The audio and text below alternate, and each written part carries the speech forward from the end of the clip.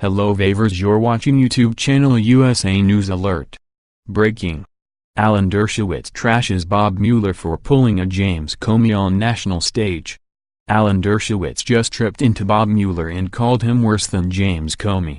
Alan said what Bob just did to Trump by giving mixed messages was even worse than what Comey did to Hillary Clinton.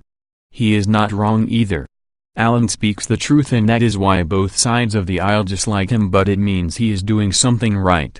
Alan wrote, the statement by Special Counsel Robert Mueller in a Wednesday press conference that if we had confidence that the president clearly did not commit a crime, we would have said that is worse than the statement made by then FBI Director James Comey regarding Hillary Clinton during the 2016 presidential campaign. Comey declared in a July 2016 press conference that although we did not find clear evidence that Secretary Clinton or her colleagues intended to violate laws governing the handling of classified information, there is evidence that they were extremely careless in their handling of very sensitive, highly classified information. Comey was universally criticized for going beyond his responsibility to state whether there was sufficient evidence to indict Clinton. Mueller, however, did even more. He went beyond the conclusion of his report and gave a political gift to Democrats in Congress who are seeking to institute impeachment proceedings against President Trump. By implying that President Trump might have committed obstruction of justice, Mueller effectively invited Democrats to institute impeachment proceedings. Obstruction of justice is a high crime and misdemeanor which, under the Constitution, authorizes impeachment and removal of the president. Until today, I have defended Mueller against the accusations that he is a partisan. I did not believe that he personally favored either the Democrats or the Republicans, or had a point of view on whether President Trump should be impeached. But I have now changed my mind. By putting his thumb, indeed his elbow, on the scale of justice in favor of impeachment based on obstruction of justice, Mueller has revealed his partisan bias.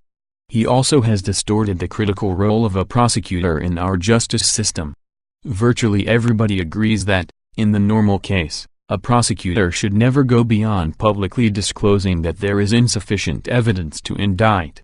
No responsible prosecutor should ever suggest that the subject of his investigation might indeed be guilty even if there was insufficient evidence or other reasons not to indict. Supporters of Mueller will argue that this is not an ordinary case, that he is not an ordinary prosecutor, and that President Trump is not an ordinary subject of an investigation. They are wrong. The rule should not be any different.